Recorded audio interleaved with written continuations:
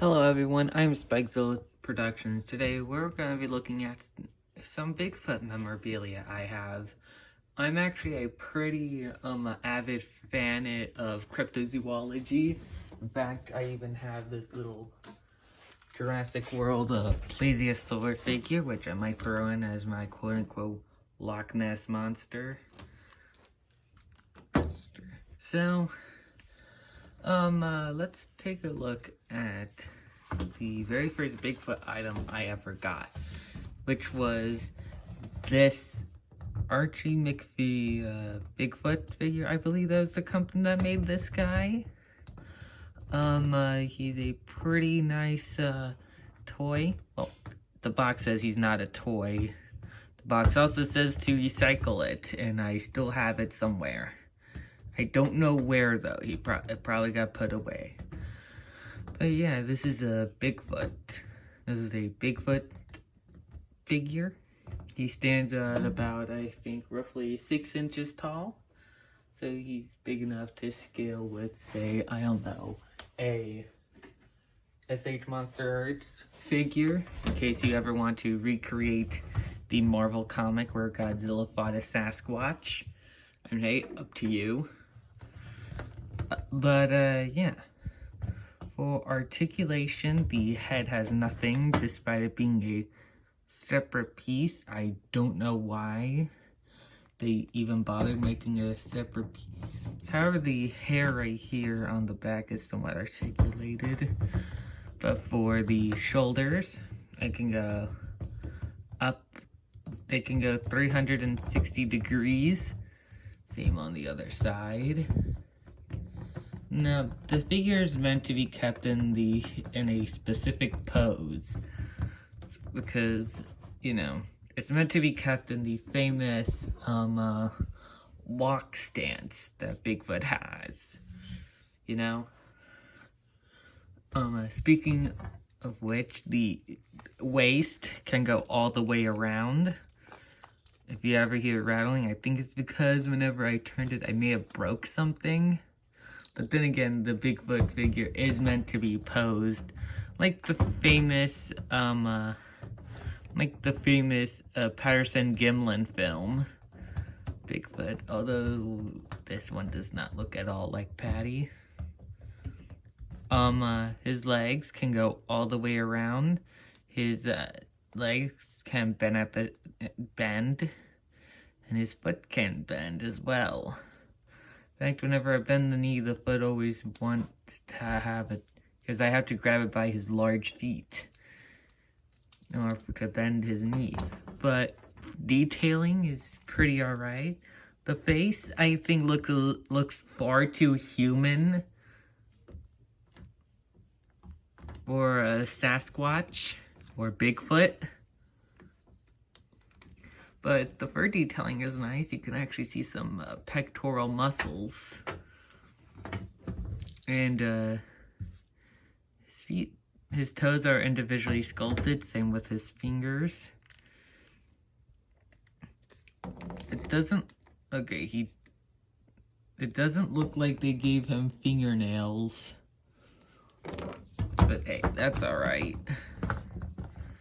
So that's the Archie McPhee Bigfoot action figure. Next up, I got this item and this little pamphlet right here on the same day whenever I actually visited a site where Bigfoot was seen. In fact, I even have a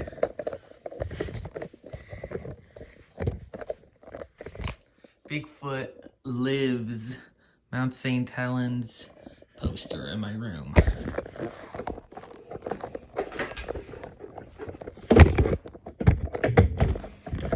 But, yeah. For the guide actually has some pretty good information about Bigfoot. Talks about the myths. Talks about how they found Bigfoot poop, which I think is funny. It talks about how to preserve Sasquatch footprint. It actually talks about the movements of Bigfoot and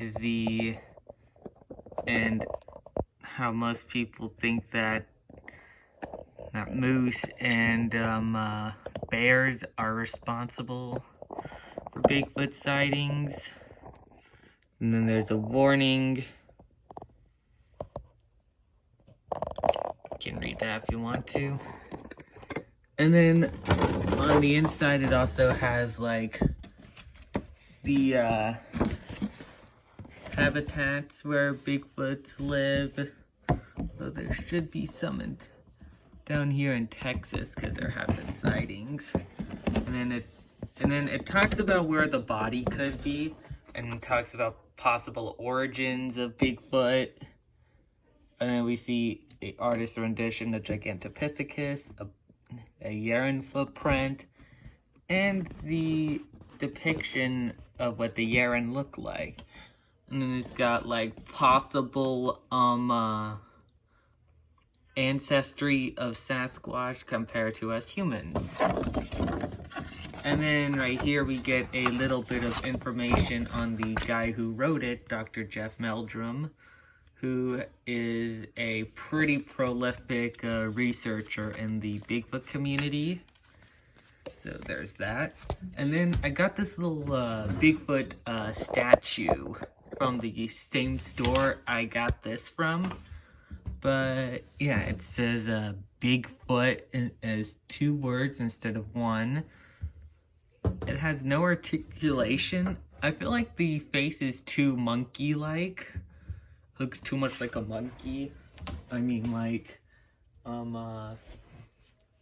looks a little bit like, well, I do know where my original one is, but it looks too much like, it looks more like King Kong than a Bigfoot.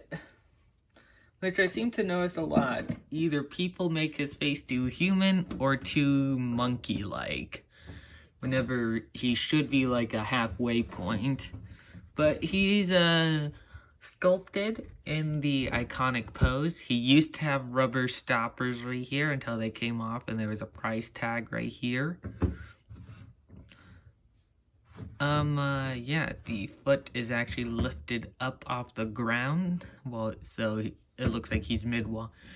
And the base looks like it's a tree. So that's pretty cool. Now on to the oddball, and that is the Jurassic World Camp Cretaceous Plesiosaurus toy. This is the non-battle damage one. If you want to, you can scan that QR code if you want. You can scan that code, although it probably won't pick up that well because I have put her in water before. But she's a pretty nice toy. Her detailings are pretty in line with most Plesiosaur reconstructions for the most part. Although I do feel like a bit of liberty was taken, such as having the neck being posed in such a unrealistic way, more in line with the Loch Ness Monster, which is why I actually use I use this as a substitute for a Nessie or any big creature pretty much that I need. Any like sea monster pretty much. For articulation, her head can look up and down. Her jaw can open and close. Her neck is on a swivel. Her neck is also on a hinge. Her fins can rotate all individually. And her tail can go up and down. And of course, as you may have seen earlier, her gimmick is that she can look like she's swimming.